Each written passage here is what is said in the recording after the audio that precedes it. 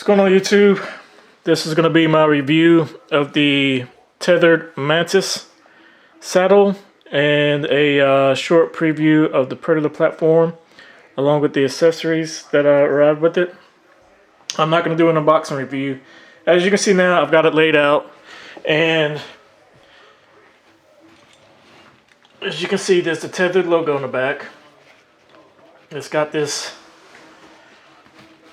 mesh type material, kind of like it kind of reminds me of the old LBEs that when the multicam, not the multicam, but the camera before the multicam came out that the military was using. Some of our vests that you put your ammo pouches on had like a material kind of like this, but I think this is more durable. I think the stitching is really high quality, really durable stitching, along with the webbing. As you can see here, you have attachment points here where you can hook on Molly accessories, which the only thing I'm going to have back here is 2 cis haulers, maybe 3. I think I'm going to have 2 small. Once I get those, they're in back order, and the larger one in the middle here. And the larger one I plan on keeping like a bottle of water, some snacks and stuff like that inside of that first aid kit. And the one on the left side's going to be for my tether and my lineman rope, and the one on the right side is probably going to be kill kit and phone and whatever else I can think of. Maybe some extra stuff, knives. But anyway, this is what the backside looks like. As you can see, very breathable. It's got a little bit of stretch to it. I think it has 2-way stretch. I'm not going to get into the specs as far as the weight. It's lightweight, so you can go on the website and check that out. As you can see, I've got mine configured. I just got it this week. I'm trying different ways to see what's comfortable for me. Bear with me so I can kind of explain some of this stuff to you the best to my knowledge. Let me flip it around. Okay. So, as you can see here, this is what I did. Okay, you've got steel bridge, steel rope as a bridge, 1/4 inch. This is how it comes from the factory as you buy it. And you can see there's spliced in on both ends. There's spliced in on both ends down here. And what I did as a little extra security, I have some steel laying around, and I also hooked this into where my bridge is. I got a D-ring on this side, and this side I've got D-rings on both sides actually. And this bridge here, as you can see, this one's a little bit shorter than the factory one. The factory bridge I think is 30 inches. So this one's probably going to be, I don't know, maybe 27 or so. It's a little bit shorter. So basically I plan on using this one that I made. And being that this one here is better built, and is stronger because it doesn't have any knots in it like this one does. This is going to be my redundant. This is going to be my backup. So if something happens with this one was to tear or get cut somehow, double bridged in actually. So if something happens to this one, I have this as a backup. Vice versa, if something happens to this one, I have this one as a backup. So I'm going to be double bridged in. That's just something that I wanted to do for safety, being that this is my first time actually saddle hunting. I've got their factory lineman's rope that you can order from their website. You can see it's the ends burned and cleaned off real good. Looks real neat. It's pretty thick rope. I don't know if this is 11mm or 13mm, whatever it is, but it's pretty thick. It does come with a Prusik knot, which I'm using at the moment, but I do plan on not using that Prusik knot and just using my Ropeman 1, which I find is a lot easier. The Prusik works good, but I think you have to put in a little bit more effort into it for it to work. The Ropeman 1 is a lot easier, pulling yourself closer to the tree. or sliding yourself, back from the tree more. So that's my, and as you can see, I've got on this side here, you can see I've got the D-ring up here with the Ropeman 1. I just don't have it hooked up at the moment. So this is going to be replacing, I'm going to leave the Prusik up there, but I'm going to use this instead. Same thing with my tether, which is in my box here. I've got another Ropeman 1, and as you can see, this tether here, this is shorter than, I think it's shorter. I haven't measured it. I could be wrong. I think this is shorter than the lineman's rope. But anyway, you can see both ends are spliced. Same thing with the lineman rope. I have one end that's spliced in, attached to the bridge without a D-ring, and then the other side I'm using a D-ring. So I'm going to do the same thing with this. I just tied a couple knots into it to make the rope a little bit shorter. And as you can see, it comes with the bridge. I've already tried it and had it attached to a tree, trying to figure out which method I like the best. So what I'm basically going to be doing is, again, I'm going to leave this Prusik up here, but I'm going to remove the D-ring, and I'm going to use my other Ropeman 1 for my tether. So it'll make it a lot more easier and smoother to adjust in the tree. This takes some effort here. You got to pull yourself. I have to pull up on a rope and then fumble with the Prusik to try to loosen it up or tighten it. To try to loosen it up, make my adjustment, and then try to lean back and get it set where I want it to be. So it's a lot easier with a D-ring and a Ropeman 1. Again, this is the Tethrd Mantis saddle. These are the leg straps. There's multiple places where you can attach. You can attach it up here, or you can attach it. If you can see, there's another loop down here. You can attach it down there too. I'm not going to put it on.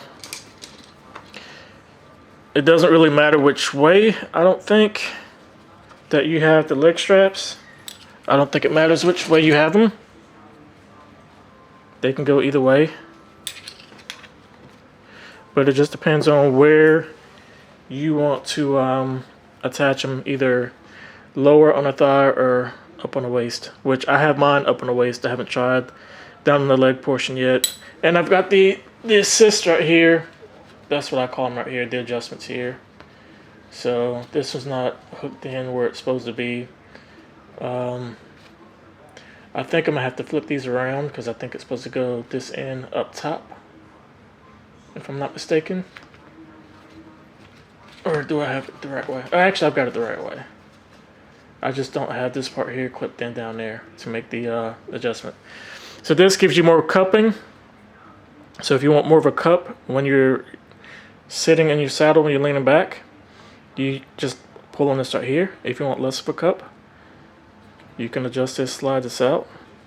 I find that wearing the saddle below my belt line and snuggling it up there and adjusting these, that's the most comfortable spot for me. It's not riding up. I have a lot less pressure on the back of my thighs, and it's a lot more comfortable for me that way. So I tried it, with the strap, the waist strap at my waist level, and hooking everything up that way. It was just up too high and it wasn't comfortable.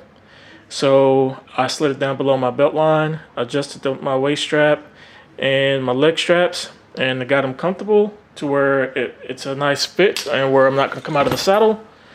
And it works for me there.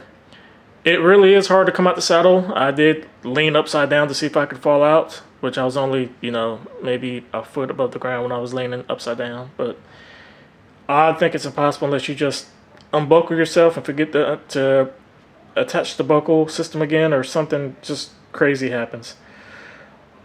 It is going to be, or it's going to take me some getting used to hanging off the side of a tree as opposed to sitting in a tree stand, either a climber or a hang-on. So, which I've got my hang-on on my property in the back there. That's what I'm going to use. I've got a lot of doe. I haven't seen any bucks yet. I've got a lot of doe on my property. So I'm going to leave my hang-on back there, and when I'm hunting other places, other properties,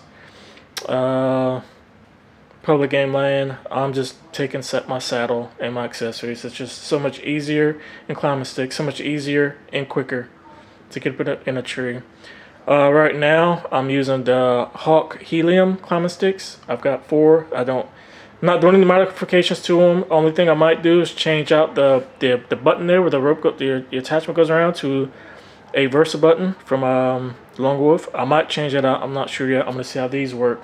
Which they come with a system, kind of like a Versa button, but not quite as big. So I'm gonna see how that works. I've got 4 of those, a set of 4 sticks. So anywhere between 15 20 feet off the ground, I'm good. No higher than that. I'm not going. I don't need to be. And honestly, a lot of places that I hunt here in North Carolina, depending on where I'm at, if it's just open pines, yep, I can get up pretty high. But a lot of places that I hunt that's kind of thick, that's kind of swampy, and got streams back there with a lot of deer trails and crossover points, you're not getting no more than probably 15 feet off the ground at the most because of the canopy. So I'm good with that. So that's just my short review of the Tethrd Mantis saddle. Let me move this out of the way here. And you can look up, like I said, you can look up the prices and the specs online. I'm not going to go into that detail. For the money, I do think it's worth it. I'm also considering getting the Aero Kestrel Flex. I'm pretty interested in that too, but we'll see how. I'll like this first after the season, or maybe mid-season, and I might end up ordering one of those. Next up, it's going to be the Predator platform. And as you can see, this is how it comes from the factory with this rope here. There's your adjustment screw right here. I'll hold it up a little bit closer to the camera. So here, right here, if I can focus that in.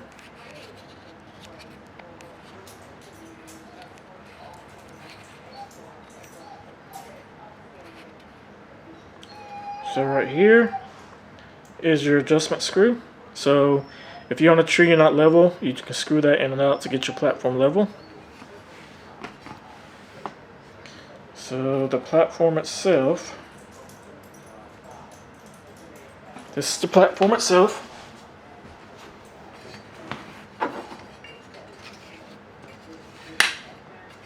Pretty simple.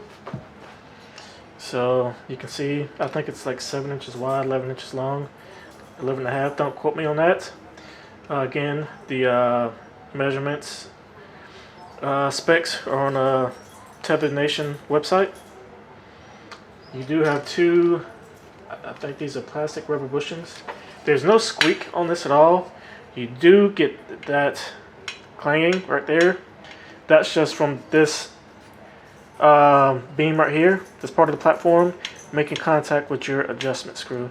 So you could probably put like a piece of rubber, piece of padding there, so you don't get that. I do not have that problem because I opened it slow on the tree, like if I was actually in the deer woods. Self-explanatory. You want to be level. You want your rope level going around the tree, as you can see here. And you just bring it around and attach right here. But you want your rope level. This isn't going to move here. As you can see the head, this doesn't pivot at all. So what I did, once I made sure it was level, and I got the rope around the tree, attached it here, took all the slack out of it, made sure it was level. I pushed down on it, and then what I did was raise at the bottom of the platform, pushed down again, and cammed it down. And once I did that, I mean, it was rock solid. Side pressure, frontal pressure, either side, front, didn't have any issues at all with movement. So it does make noise if you're not careful. So if you're walking around and you close it hard or you open it up hard, you're going to make a lot of woods, and it's going to magnify that sound in the woods there. So just a quick review of the Tethrd Predator platform and the Tethrd Mantis saddle.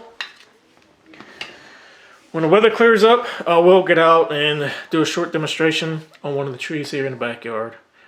How to properly hook up and set the Predator platform, and the way that I hook up and wear my Mantis saddle, and use my lineman rope and tether. Thanks for watching. If you like this video, please like, share, subscribe, and in the order that you want to. Leave comments below, and enjoy your day.